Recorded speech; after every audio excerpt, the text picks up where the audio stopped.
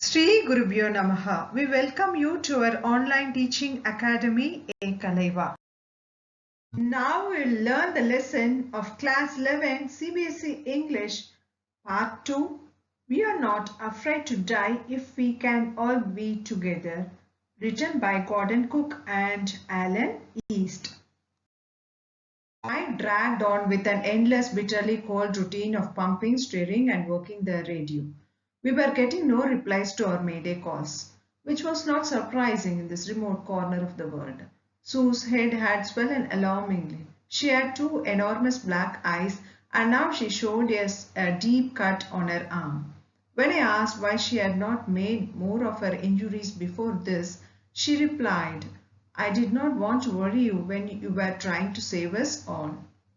The night dragged on with an endless, bitterly cold routine of pumping, stirring, and working the radio. The whole night was about the endless routine of pumping out the water, stirring the wheel, and working the radio. We were getting no replies to our Mayday calls. Mayday calls here is words used to signal ships stuck in a disastrous situation through radio.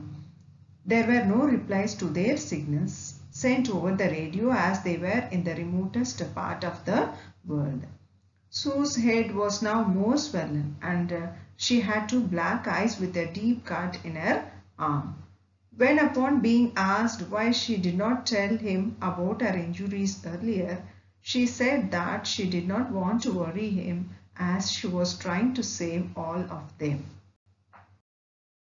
By morning on January 3, the pumps had the water level sufficiently under control for us to take 2 hours rest in rotation, but we still had a tremendous leak somewhere below the water line. And on checking, I found that nearly all the boat's main ribs frames were smashed down to the keel. In fact, there was nothing holding up a whole section of the starboard hull except a few cupboard partitions. We had survived for 15 hours since the wave hit, but Wave Walker would not hold together long enough for us to reach Australia.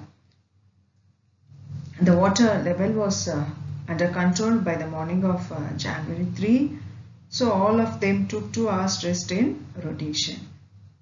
But still there was a leak somewhere below the water line, and on checking he found that nearly all the boat's main ribs were smashed down to the keel. Here keel means steel structure along the base of the ship. In fact, there was nothing holding up a whole section of the starboard hull except a few cupboard partitions, and they had survived for 15 hours since the wave hit.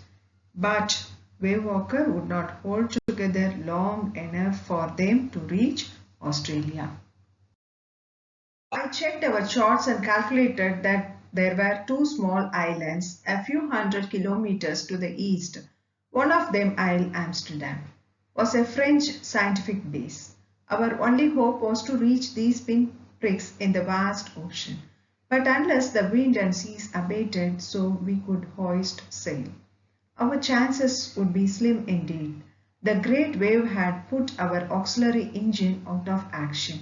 On January 4, after 36 hours of continuous pumping, we reached the last few centimeters of water. Now we had only to keep pace with the water still coming in. The narrator checked the charts and calculated that there were two small islands a few kilometers to the east. One of them was Isle Amsterdam, which was a French scientific base. Their only hope was to search and reach these pinpricks in the vast ocean. Pinpricks means the two small islands in the vast ocean were very tiny, like the prick caused by the pin. But unless the wind and seas abated, so we could hoist sail, our chances would be slim indeed. But only if the wind and the sea do not cause further damage, else their chances were slim. The wave had destroyed their auxiliary engine out of action. Auxiliary engine here is small secondary engine, After 36 hours of continuous pumping on January 4, the water was only a few centimeters left to be pumped out. But they still had to pump out the water which was coming in. He could not set any sail on the mainmast. Pressure on the rigging would simply pull the damaged section of the hull apart. So we hoisted the storm jib and headed for where I thought the two islands were. Mary found some corned beef and cracker biscuits, and we ate our first meal in almost 2 days. But our respite was short-lived. At 4 p.m., black clouds began building up behind us. Within the hour, the wind was back to 14 knots and the seas were getting higher. They could not set sail on the mainmast because the pressure on the rigging. Rigging here means ropes and wires supporting the ship would simply pull the damaged section of the hull apart. Hull here is the framework of the vessel. So they hoisted the storm jib and sailed towards the two islands. Mary found some corned beef and cracker biscuits, and they ate their first meal in almost 2 days. But respite here is a short period of rest, was short-lived as black clouds built up around 4 p.m. The wind was now 14 knots and the sea was getting higher. The weather continued to deteriorate throughout the night, and by dawn on January 5, our situation was again desperate. When I went in to comfort the children, John asked, "Daddy, are we going to die?" I tried to assure him that we could make it. "But Daddy," he went on, "we are not afraid of dying if we can all be together, you and Mummy, Sue and I." I could find no words with which to respond, but I left the children's cabin determined to fight the sea with everything I had. The weather continued to deteriorate throughout the night, and by the early morning of January 5, the situation was bad. When the narrator went to comfort his children, his son asked him whether they were going to die. He tried to assure him that they would make it. His son replied that they were not afraid to die till they were all together. This filled the narrator with a determination to fight back. To protect the weakened starboard side, I decided to heave to with the undamaged port hull facing the oncoming waves. Using an improvised sea anchor of heavy nylon rope and 22-liter plastic barrels of paraffin. That evening, Mary and I sat together holding hands. As the motion of the ship brought more and more water in through the broken planks, we both felt the end was very near. But Waywalker rode out the storm, and by the morning of January 6, with the wind easing, I tried to get a reading on the sextant. He made efforts to protect the weakened starboard side, and he decided to heave with the undamaged port hull facing the oncoming waves by using an improvised sea anchor of heavy nylon rope and 22-liter plastic barrels of paraffin. Paraffin here means colorless flammable liquid. And that evening, the narrator and his wife sat holding hands, and they believed that their end was near. Their ship, Waywalker, made it through the storm, and by the morning of January 6th, the narrator tried to get a reading on the sextant. Sextant here is an instrument with a graduated arc of 60 degrees for taking altitudes and navigation. Back in the chart room, I worked on wind speeds, changes of course, drift and current in an effort to calculate our position. The best I could determine was that we were somewhere in 150,000 kilometers of ocean looking for a 65-kilometer wide island. While I was thinking, Sue, moving painfully, joined me. The left side of her head was now very swollen and her blackened eyes narrowed to slits. She gave me a card she had made. On the front, she had drawn caricatures of Mary and me with the words, "Here are some funny people." Back in the chart room, he worked with wind speeds, drift, and current and calculated their position. They were somewhere in 150,000 kilometers area of ocean looking for a 65-kilometer wide island. While the narrator was still thinking, his daughter Sue joined him and she was in pain. The left side of her head was swollen and her blackened eyes had narrowed down to slits. She gave him a card which she had made herself. On the front side of the card was a cartoon image of her parents with words written about them being funny people. "Did they make you laugh?" I laughed a lot as well. Inside was a message, "Oh, how I love you both." So this card is to say thank you and let's hope for the best. Somehow we had to make it. I checked and rechecked my calculations. We had lost our main compass and I was using a spare which had not been corrected for magnetic variation. I made an allowance for this and another estimate of the influence of the westerly currents which flow through this part of the Indian Ocean. Inside the card there was a message. She told them how she loved them both and she thanked them.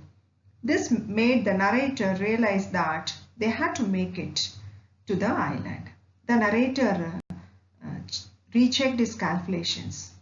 They lost their main compass and were using the spare one which was not corrected for magnetic variations.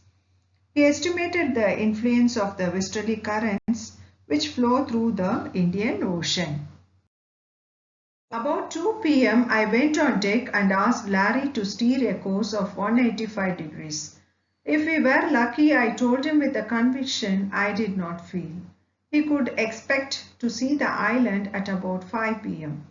Then with a heavy heart, I went below, climbed on my bunk and amazingly dozed off. When I woke it was 6 p.m. and growing dark, I knew we must have missed the island. And with the sail we had left, we could not hope to beat back into the westerly winds.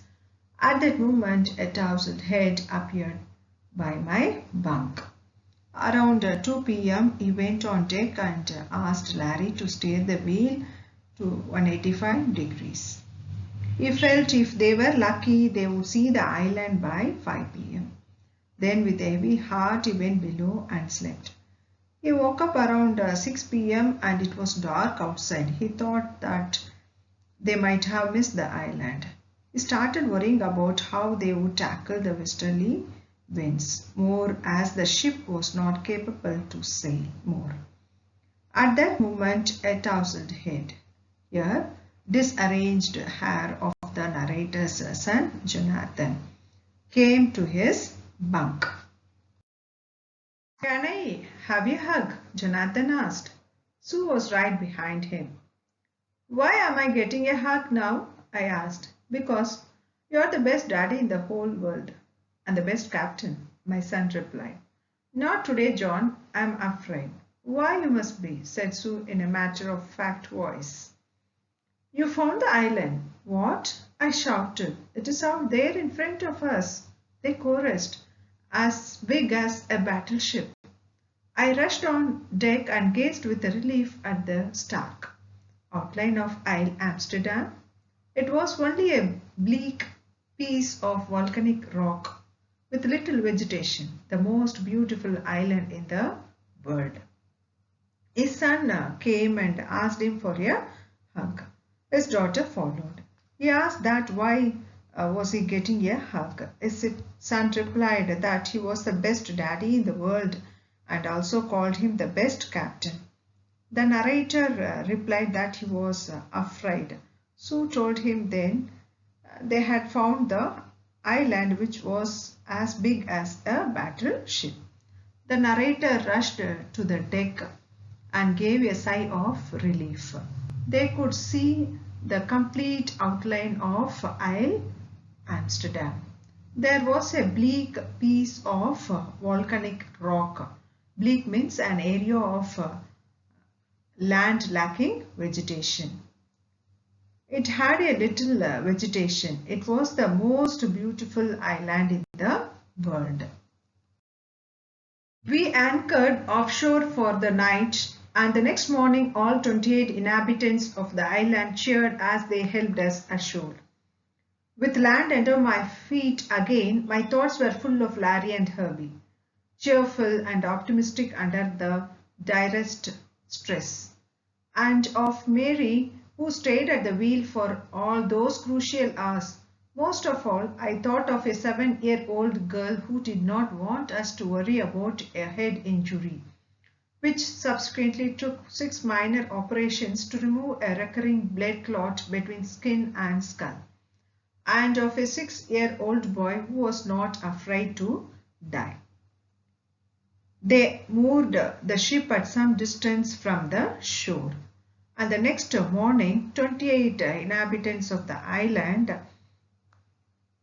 helped them to move on the shore of the island. As he felt the land again on his feet, he thought of his crewmen and his wife. He also thought of 7-year-old daughter who was injured badly. She had to go through 6 minor operations to remove the blood clot in her head. His son who never gave up and was not afraid to die. Thank you, children. I hope you understood and enjoyed this lesson.